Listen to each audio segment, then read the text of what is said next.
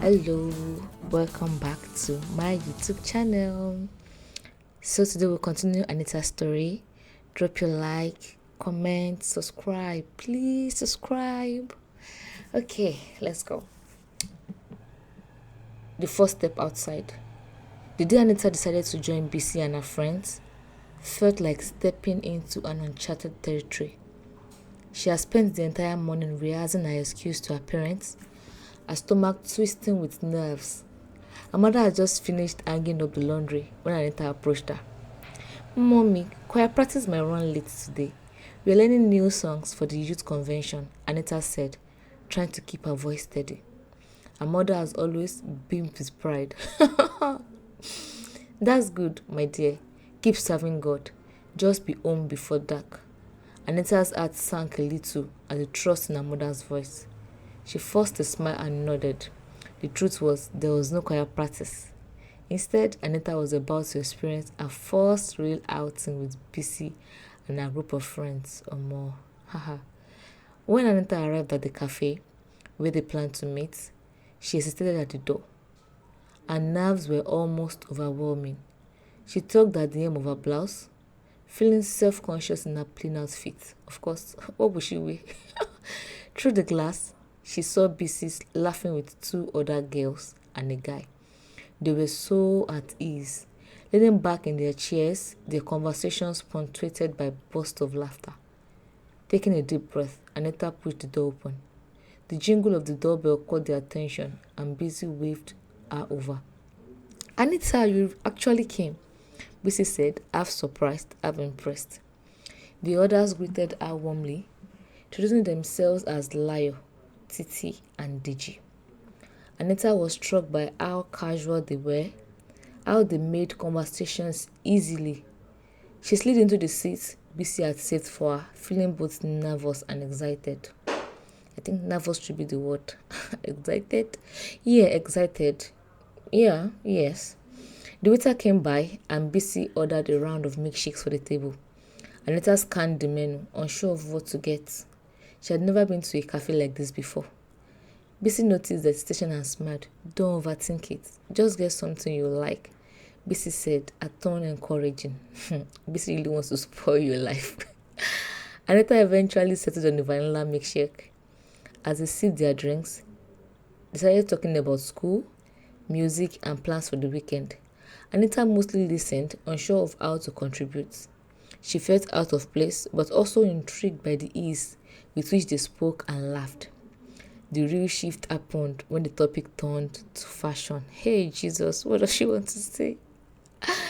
Anita, Titi said, her eyes sparkling with curiosity. I've always wondered, why do you always wear skirts and blouses? Because you don't have another choice. Don't you ever want to try something different? Anita froze, unsure of how to respond. The table went quiet, all eyes on her. It's just how I was raised, she finally said, her voice barely above a whisper. My parents believe in dressing modestly. Titi nodded thoughtfully. That's cool. But don't you ever feel restricted? Like, don't you want to experiment with your style a little? Anita looked. The truth was, she did feel restricted sometimes. Because they are pointing into you now. But admitting that felt like betraying her parents, her upbringing, and even herself. I don't know, she said eventually, shrugging. BC jumped in, sensing her discomfort. Don't worry, Titi. Anita is just getting started. Give her time and she'll be slaying in no time. Slaying indeed. Everyone laughed and the tension dissolved. Anita smiled, waiting for BC's support. But her mind lingered on Titi's question. Did she want to try something different? As the outing continued, Anita began to relax. Okay. They talked about everything, movies, crushes, dreams, and even embarrassing moments. For the first time in a long while, Anita felt like she wasn't the good girl or the deeper life example. She was just Anita, and it felt liberating. But that liberation came with a cost. Around 6:30 p.m., Anita's phone buzzed. It was her mother. Her heart raced as she stared at the screen. Should she answer? Pick it up, BC said casually. Just say you are still at the practice. Hey, Jesus. Anita was shocked, but eventually swiped to answer. Hello, mommy. Her mother's voice was calm but firm.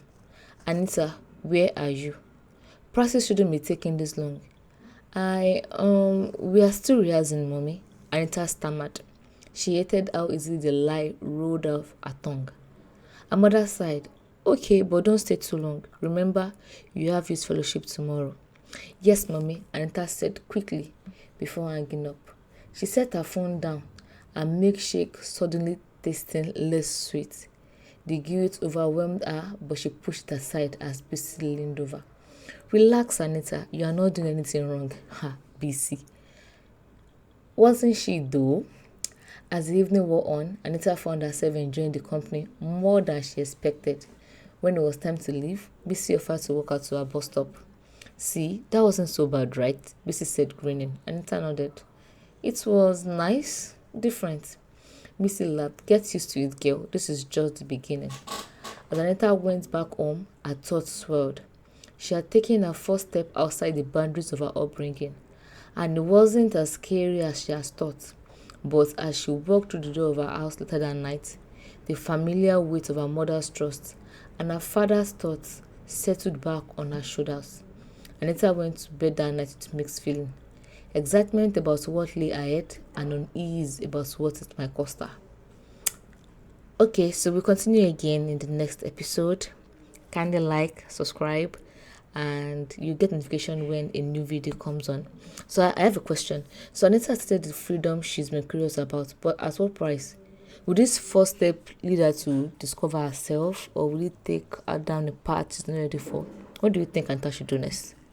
Thank you.